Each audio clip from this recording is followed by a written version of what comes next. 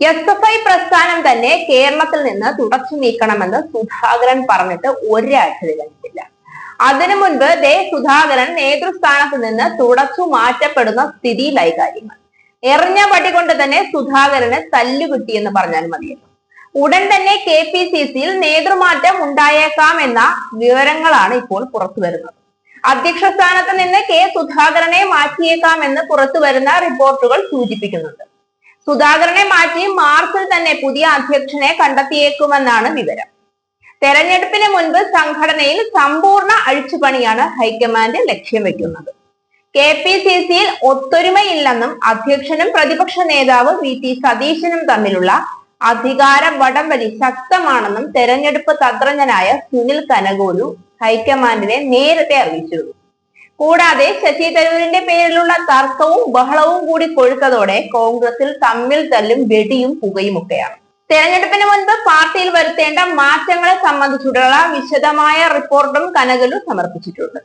അധ്യക്ഷ സ്ഥാനത്തേക്ക് 11 പേരുകളും കനകലു നിർദ്ദേശിച്ചു. ഇതിന്റെ അടിസ്ഥാനത്തിൽ നേതൃമാറ്റ ചർച്ചകൾ കഴിഞ്ഞ മാസം നേതൃത്വം ആരംഭിച്ചിരുന്നുവെങ്കിലും സുധാകരൻ അടക്കമുള്ള സംസ്ഥാന നേതാക്കൾ ഹൈക്കമാൻഡിനെ അതൃപ്തി അറിയിച്ചു. ഇനി ഇലക്ഷന് നിന്ന് കേരളത്തിൽ അധികാരത്തിൽ വരാമെന്ന ഒരു പ്രതീക്ഷ വേണ്ട. അതോടെ ഇപ്പോൾ ഇരിക്കുന്ന കസേര കൂടി പോയാൽ പിന്നെ വെറും പേരില്ലാത്ത നേതാക്കന്മാരായി മാറും എന്ന പേടി നിലനിൽക്കുന്നതോടെ നേതൃമാറ്റത്തിനെ അനുകൂലിക്കാൻ നേതാക്കന്മാർക്ക് മടിയുണ്ടാകും. ഇതോടെ പുനഃസംഘടനാ ചർച്ചകൾ താൽക്കാലികമായി നേതൃത്വം നിർത്തിവെക്കുകയായിരുന്നു. എന്നാൽ നിയമസഭാ തെരഞ്ഞെടുപ്പ് പടിവാതിലിൽ എത്തി നിൽക്കുന്ന സാഹചര്യത്തിൽ കേരളത്തിൽ നേതൃമാറ്റം അനിവാര്യമാണെന്ന നിലപാടിലാണ് ഇപ്പോൾ ഹൈക്കമാൻഡ്. ഇത് സംബന്ധിച്ച് ചർച്ച ചെയ്യാൻ കഴിഞ്ഞ ദിവസം കേരളത്തിലെ മുതിർന്ന കോൺഗ്രസ് നേതാക്കളെ ഹൈക്കമാൻഡ് ഡൽഹിയിലേക്ക് വിളിപ്പിച്ചിരുന്നു. സുധാകരൻ, VT സതീശൻ ഉൾപ്പെടെയുള്ള നേതാക്കളെയാണ് വിളിപ്പിച്ചത്. വെള്ളിയാഴ്ച വീണ്ടും തെരഞ്ഞെടുപ്പ് ഒരുക്കങ്ങൾ ചർച്ച ചെയ്യാൻ യോഗം ചേരുന്നുണ്ട്. നേതൃമാറ്റം സംബന്ധിച്ച കാര്യങ്ങൾ യോഗത്തിൽ ചർച്ച ചെയ്യുമെന്നാണ് സൂചന. നേതാക്കൾക്കിടയിൽ ഐക്യം അനിവാര്യമാണെന്നും നേതൃത്വം ആവശ്യപ്പെടും. സമ്പൂർണ്ണ അഴിച്ചുപണിയാണ് നേതൃത്വം ലക്ഷ്യം വെക്കുന്നത്. വയനാടടക്കം 10 DCC അധ്യക്ഷന്മാരെയും മാറ്റാനാണ് നീക്കം. എന്നാൽ അതേസമയം സാമുദായിക ഗ്രൂപ്പ് സന്തുലനം പാലിച്ചാകും പുതിയ അധ്യക്ഷനെ തിരഞ്ഞെടുക്കുക.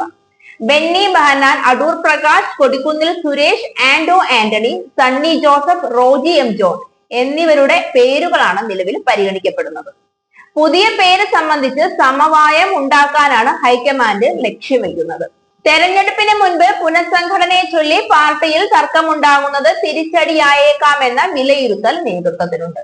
അതിനാൽ സുധാകരൻ ഉൾപ്പെടെയുള്ളവരെ വിശ്വാസത്തിൽ എടുത്തുകൊണ്ട് മുന്നോട്ട് നീങ്ങാനായിരിക്കും നേതൃത്വത്തിന്റെ നീക്കം. കാര്യം ഇതൊക്കെയാണ് എങ്കിലും ഇനി നേതൃസ്ഥാനത്തേക്ക് വന്നാലും കോൺഗ്രസിന് കേരളത്തിൽ പ്രതാപം പിടിച്ചെടുക്കുക എന്നത് സ്വപ്നം പോലും കാണാൻ കഴിയുന്ന കാര്യമല്ല. അടിത്തറയില്ലാത്തൊരു പാർട്ടിയുടെ തലപ്പത്ത് സിംഹാസനം പണിഞ്ഞു വെച്ചാൽ മൊത്തത്തിൽ ഇടിഞ്ഞു താഴുകയല്ലാതെ വേറെ ഒന്നും സംഭവിക്കാനില്ല. പിന്നെ എല്ലാം ഒരു പ്രതീക്ഷയല്ലേ? പ്രതീക്ഷയെങ്കിലും കോൺഗ്രസിന് ബാക്കിയുണ്ടായിക്കോട്ടെ.